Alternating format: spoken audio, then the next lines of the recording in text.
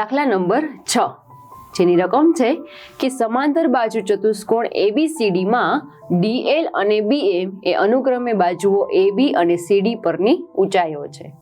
જો સમાંતર બાજુ ચતુષ્કોણનું ક્ષેત્રફળ 1470 સેન્ટીમીટર સ્ક્વેર હોય અને AB બરાબર 35 સેન્ટીમીટર તથા AD બરાબર 49 સેન્ટીમીટર હોય તો BM અને DL ની લંબાઈ શોધો. સૌપ્રથમ તો રકમ સમજીએ કે એક ચતુષ્કોણ ABCD સમાંતર બાજુ ચતુષ્કોણ છે જેમાં બે વેધ દોરેલા છે. તેમાં DL વેધ છે તે AB પાયા પરનો છે અને BM વેધ છે તે DA પાયા પરનો વેધ છે. અહીં બંનેના પાયાઓ આપેલા છે, બંનેના વેધની લંબાઈ છે તે શોધવાની છે. આ ઉપરાંત આખા ચતુષ્કોણનું ક્ષેત્રફળ પણ આપેલું છે.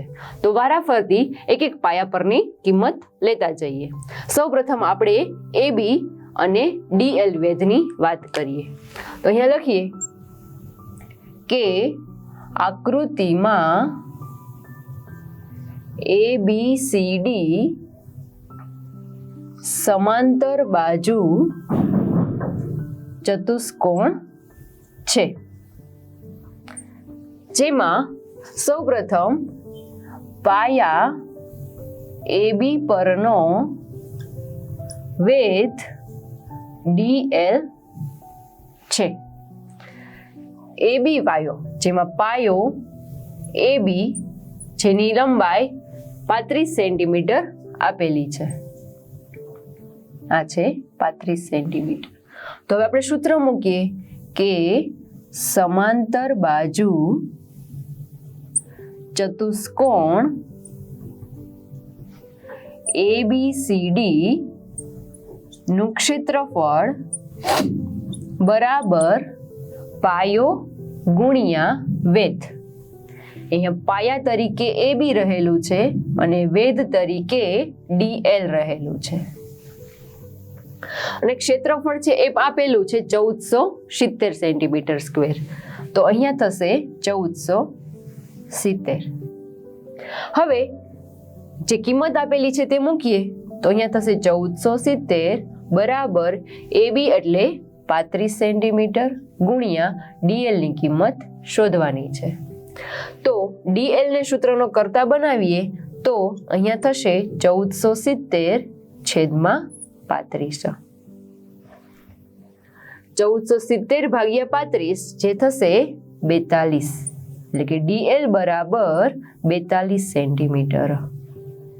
DL એટલે કે AB પાયા પરના વેધની લંબાઈ 42 સેન્ટીમીટર થાય. એવી રીતે હવે આપણે બીજા પાયા પરના વેધની વાત કરીએ તો અહીંયા લખીએ કે હવે બીજો પાયો AD આકૃતિમાં જોઈએ કે બીજો પાયો AD પરનો વેધ BM છે. અહીં પાયો AD છે તેની લંબાઈ 49 સેન્ટીમીટર આપેલી છે.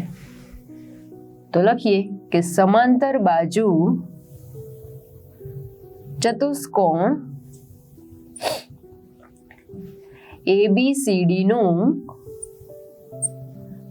ક્ષેત્રફળ બરાબર પાયો ગુણ્યા વેધ. ક્ષેત્રફળ છે તે આપેલું છે એ છે 1470, પાયો છે તે 49. એટલે એકવાર આપણે દર્શાવીએ કે પાયા તરીકે અહીંયા AD અને વેધ તરીકે અહીંયા BM રહેલું છે. ત્યારબાદ હવે કિંમત દર્શાવીએ તો અહીંયા થશે 1470 બરાબર 49 ગુણ્યા BM. BM ની કિંમત શોધવી છે તો 49 છે ગુણાકારમાં એ સામેની બાજુ ભાગાકારમાં જશે. તો અહીંયા થશે BM બરાબર 1470 ભાગ્યા 49. આનો ભાગાકાર થશે 30 એટલે કે BM બરાબર 30 સેન્ટીમીટર. એટલે કે જે AD પાયા પરનો વેધ છે BM તેની લંબાઈ 30 સેન્ટીમીટર થશે.